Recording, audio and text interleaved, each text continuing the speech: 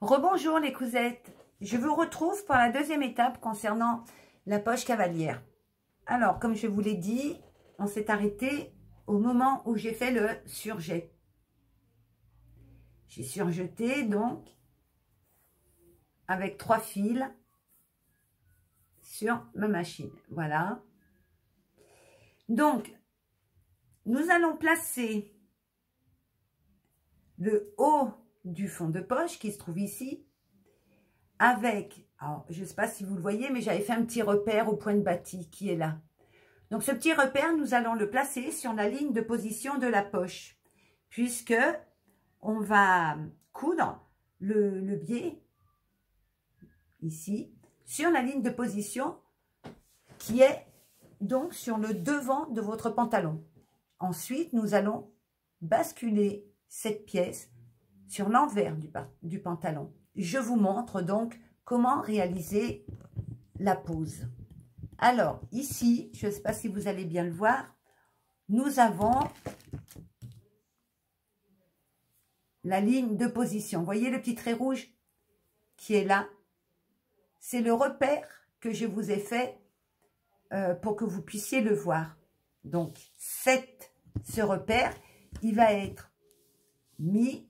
Alors, j'essaye de bien poser la caméra. C'est pas facile hein, quand même. Hein. Voilà. Alors, est-ce que je la pose bien? Eh bien, voilà, c'est bien. Donc, nous allons épingler de façon à ce que le repère soit sur le repère rouge et le long de la poche. Et ça, en biais. Vous voyez, si je mets une règle, je me retrouve dans le biais. Et bien sur ma ligne, comme ceci. Vous voyez, ma règle, elle est en biais. Puisque moi, j'ai choisi de le faire comme ça. D'accord? Donc, je vais épingler en respectant bien mes repères. C'est important de les respecter parce que par la suite, nous allons adapter. Alors, j'ai oublié de vous préciser, mais vous devez sûrement vous en douter, qu'on fait endroit sur endroit. Mais vous devez bien vous en douter, puisque ça va être basculé comme ceci par la suite. Voyez, comme ça. Pour obtenir ça.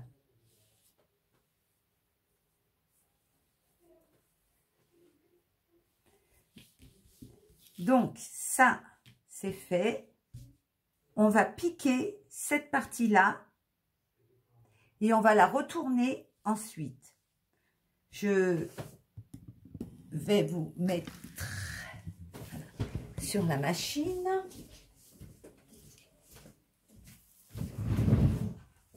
Alors, toujours pareil, hein, j'ai adapté le point, un point droit. Moi, j'ai pris 2,5.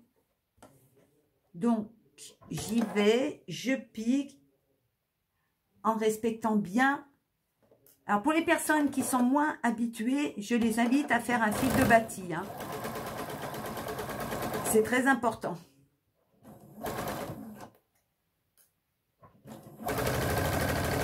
Chaque couture de cette pièce, vous devez la faire avec précision et bien respecter les points de repère. C'est très très important.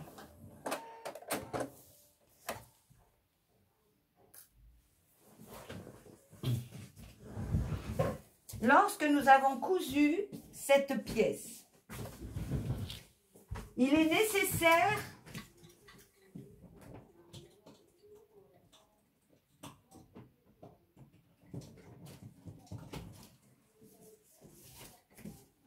de la repasser. Je reviens vers vous. Lorsqu'on a cousu cette pièce, il est nécessaire de la repasser. Et bien la repasser. Parce que cette pièce, elle va être basculée en arrière sur l'intérieur du pantalon. il est très important qu'elle soit vraiment plate. Vous voyez, là, j'ai mes petits points tailleurs. Comme je vous l'ai dit la dernière fois, c'est un point bouclette. Et là, mes repères sont bien alignés. C'est très, très important. Si vous alignez pas vos repères, au moment de l'assemblage de la ceinture, vous allez vous retrouver à avoir des difficultés parce que cette partie-là, elle sera donc assemblée ensuite et maintenue par la ceinture. Donc, très important, premièrement, de bien la repasser, de respecter les repères et de repasser la couture. Donc, je vous laisse une petite seconde pour que je repasse. Je pourrais vous chanter une chanson. La la la.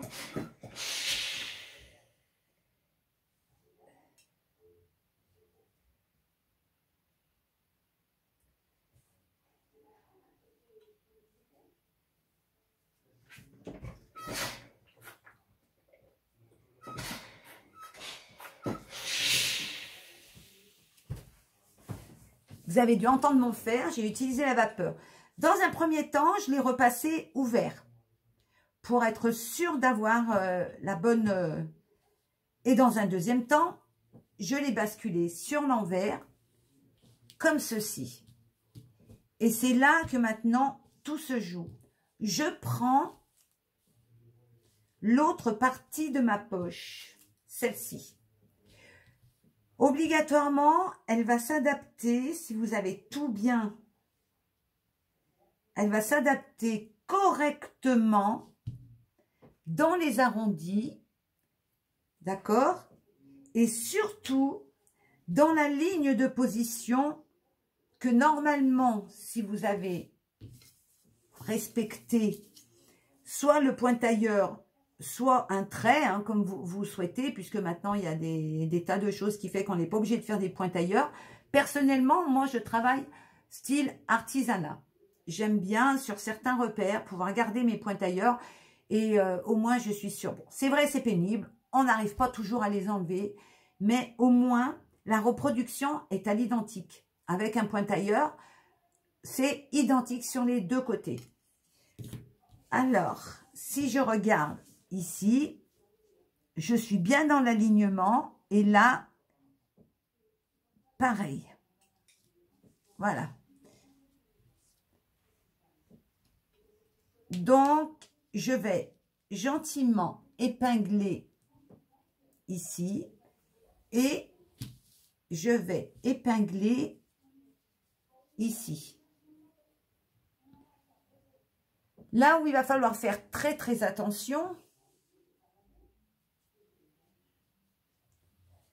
lorsque l'on fait cette poche, c'est que cette pièce, voyez, cet arrondi vient sur le devant. Ça va être pris en couture sur le devant. Donc, il est nécessaire de piquer la poche ici. Mais simple, pas sur le pantalon, de la piquer simple. Vous voyez, j'ai adapté mon fond de poche à mon fond de poche qui était là-dessous, celui que j'ai relié ici. Je l'adapte à mon dessus de poche qui, lui, va former ma hanche. En fait, si vous regardez, ça, c'est le côté droit du pantalon. Je vais vous montrer pour que vous puissiez bien comprendre. Ça, c'est le côté droit de mon pantalon.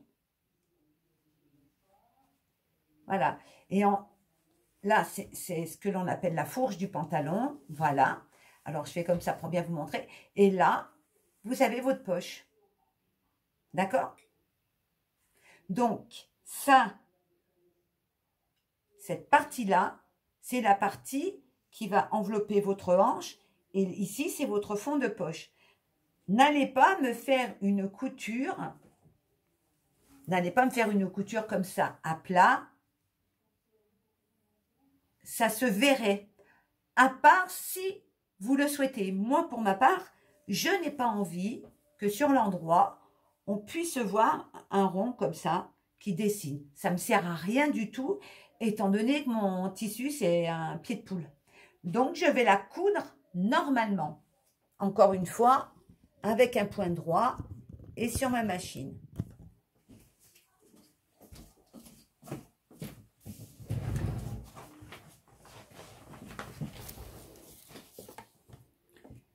Voilà.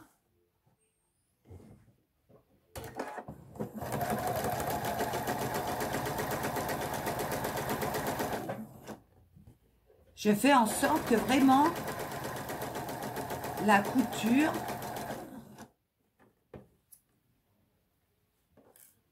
toujours pareil, vous n'êtes pas habitué, n'hésitez pas à assembler au point de bâti.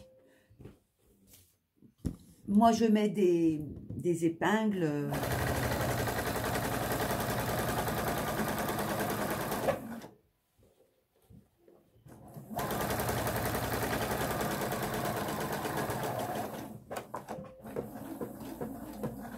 Et voilà. Je vais couper mes fils, enlever mes épingles.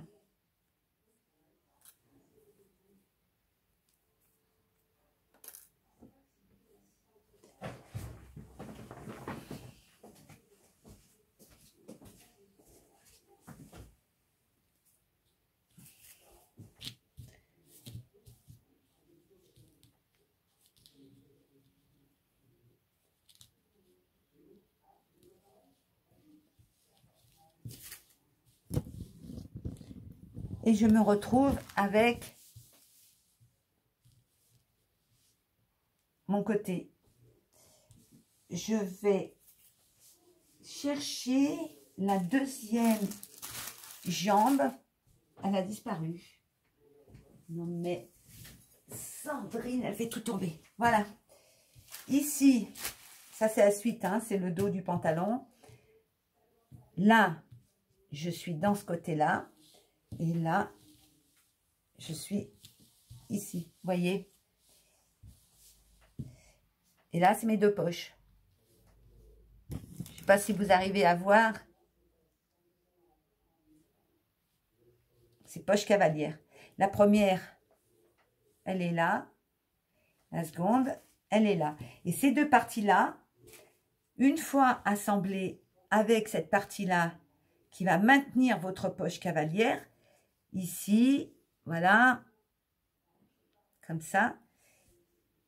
Donc, tout ça, ça va être cousu comme ça. Et ça va former, alors, je le fais succinctement pour vous bien vous montrer. Ça va former le devant de votre pantalon. Là, je coule la fourche. Ici, c'est donc l'entrejambe. L'entrejambe, c'est ça. Voilà. Et ça, c'est votre devant de pantalon. C'est-à-dire, je vous montre. Je remets ma petite caméra un peu droite pour bien vous montrer. Là, c'est votre entrejambe, comme ça. Voilà. Là, c'est mon pantalon avec mes deux poches. Et dans peu de temps, je vais y adapter mes ceintures. Qui seront, elles, ici. Voilà. Pour représenter, comme je vous l'ai dit ce matin, ce dessin. La ceinture, elle est là. Alors, j'espère que cette petite vidéo vous aura plu, que vous aurez tout compris. Je sais que je fais ça artisanalement, enfin, si ça se dit, puisque j'ai pas vraiment le nécessaire pour dire de faire des vidéos avec des tas de fioritures. J'essaye d'être, on va dire, très explicative. Et j'espère que ça vous plaira. Je vous souhaite une très bonne journée. Et si vous n'êtes pas sur la chaîne YouTube cet été, ben, je vous souhaite de passer de très bonnes vacances. À très bientôt.